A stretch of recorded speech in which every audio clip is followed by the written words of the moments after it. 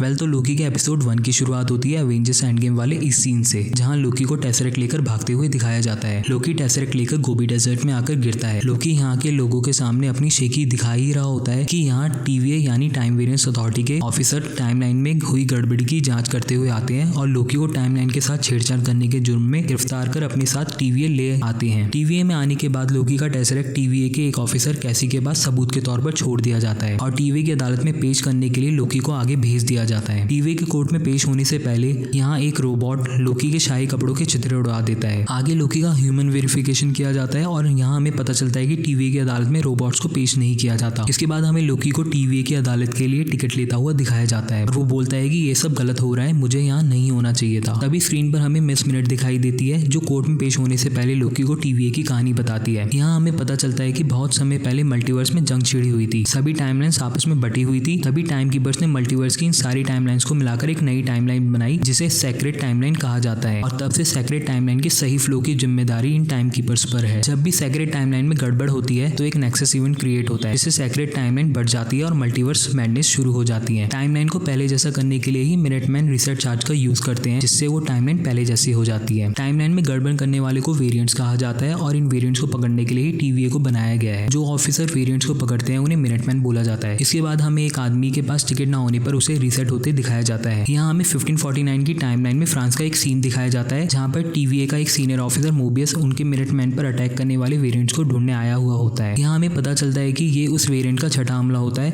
और वो वेरिएंट अपने साथ इन मिनटमैन का रीसेट चार्ज भी लेकर चला जाता है। तभी मोबियस को एक बच्ची दिखाई देती है। वो उसके पास जाकर उन मिनटमैन को मारने वाले के बारे में पूछता है तो बच्ची इस पोर्ट्रेट की ओर इशारा करती है। बच्ची के ब्लू दांतों को देखकर मोबियस उनके ऐसा होने का रीजन पूछता है तो बच्ची उसे ये कैंडी का पैकेट पकड़ाती है। मोबियस इस कैंडी की टाइमलाइन का पता लगाने के लिए अपने ऑफिसर से बोलता है। इसी बीच टीवीए का एक ऑफिसर मोबियस के पास लोकी के पकड़े जाने की रिपोर्ट लेकर आता है। इसी के साथ हमें लोकी टीवीए की अदालत में दिखाया जाता है। यहाँ जज रेवोना रेंसलेयर लोकी के गुनाह कबूल करने के बारे में उससे पूछती है। यहाँ लोकी उसे बताता है कि टाइम ट्रेवल उसने नहीं बल्कि अवेंजर्स ने किया है, इसलिए टीवीए को उन्हें पकड़ना चाहिए। दरअसल यहाँ लोकी को अवेंजर्स के टाइम ट्रेवल करने का पता टोनी स्टार्क की अलग अलग स्मेल से चलता है, पर रेवोना अवेंजर्स के टाइम ट्रेवल को समय का विधान बताकर लोकी को ही गुनाहगार ठहराती है और उसे रीसेट करने का ऑर्डर देती है। तभी वहाँ मोबियस लोकी पर भरोसा दिखाकर उसे रीसेट होने से बचा लेता है और उसे अपने साथ इंट्रोगेशन रूम में ले आता है। यहाँ टीवीए का माहौल देखकर लोकी हैरान रह जाता है और इंट्रोगेशन रूम में मोबियस एक टेप प्ले करता है जिसमें लोकी की पूरी लाइफ साइकिल प्ले होती है। इसमें लोकी को उसके सारे किए गए कांडों के बारे में दिखाया जाता है। यहाँ लोकी को यह भी पता चलता है कि फ्यूचर में उसकी माँ के मरने के पीछे कहीं ना कहीं उसी की गलती होगी। यह देखकर लोकी को काफी दुख होता है और इस पर गुस्सा होकर वो मोबियस पर अटैक करने की कोशिश करता है पर उसके गले में बंधे इस बैंड की वजह से वो ऐसा नहीं कर पाता। इसी बीच जब मोबियस लोकी को उठा रहा होता है तभी लोकी उसके गले में बंधे बैंड को कंट्रोल करने वाले रिमोट को चुरा लेता है। अब यहाँ हंटर B-15 आती दिखाई जाती है और मोबियस को रूम से बाहर ले जाती है। उसे लोकी को रीसेट करने के लिए बोलती है और साथ ही उसे बताती है कि उन्होंने वेरिएंट्स के अटैक में अपनी एक यूनिट को और खो दिया है। यह सुनकर जब मोबियस लोकी के पास रूम में वापस आता है तो वहाँ लोकी नहीं होता। यह देखकर मोबियस हंटर B-15 के साथ उसे ढूंढने निकल पड़ता है। उस रिमोट की हेल्प से लोकी कैसी के पास पहुंचता है और उससे अपना टेसरेक्ट मांगता है। यहाँ लोकी कैसी की ड्रॉर में इन्फिनिटी स्टोन्स को देखकर हैरान रह जाता है। उसे कैसी बताता है कि ये यहाँ बहुत सारे हैं और टीवी में इन्हें पेपर वेट की तरह यूज किया जाता है। यह सुनकर लोकी के तोते उड़ जाते हैं और वो टेसरेक्ट लेकर रूम में वापस आ जाता है। लोकी दोबारा रूम में रखे उस टेप को प्ले करता है। यहाँ उसे पता चलता है कि कैसे फ्यूचर में थैनोस के हाथों वो मारा जाएगा। यह देखकर लोकी को काफी झटका लगता है और इसी के साथ स्क्रीन पर एंड ऑफ लाइफ लिखकर आ जाता है और लोकी हंसने लगता है। इसी बीच हंटर B-15 लोकी को पकड़ने रूम में आती है और उससे पूछती है कि इसमें हंसने जैसा क्या है। तो लोकी उसे बताता है कि उसके इरादे नेक है और उस पर अटैक कर देता है और अपने गले में लगे बैंड को उसके गले में लगाकर उसकी हवा टाइट कर देता है। तभी यहाँ एजेंट मोबियस आ जाता है। यहाँ लोकी उसे बताता है कि उसे लोगों को तड़पाने में खुशी नहीं मिलती। इसके बाद मोबियस लोकी को बताता है कि एक भगोड़ा वेरिएंट उनके मिनटमैन को लगातार मार रहा है। उसे पकड़ने के लिए उन्हें लोकी की हेल्प चाहिए। यहाँ वो उसे यह भी बताता है कि वो वेरिएंट कोई और नहीं बल्कि लोकी खुद ही है। इसी के साथ हमें 1858 में ओक्लाहोमा की टाइमलाइन दिखाई जाती है जहाँ वो वेरिएंट उसे पकड़ने आए मिनटमैन पर अटैक कर देता है और यहाँ उनका रीसेट चार्जर अपने साथ लेकर चला जाता है। इसी के साथ एपिसोड 1 खत्म हो जाता है। इस वीडियो के लिए बस इतना ही। मैं आपसे मिलता हूँ नेक्स्ट वीडियो में। Till then tata bye bye.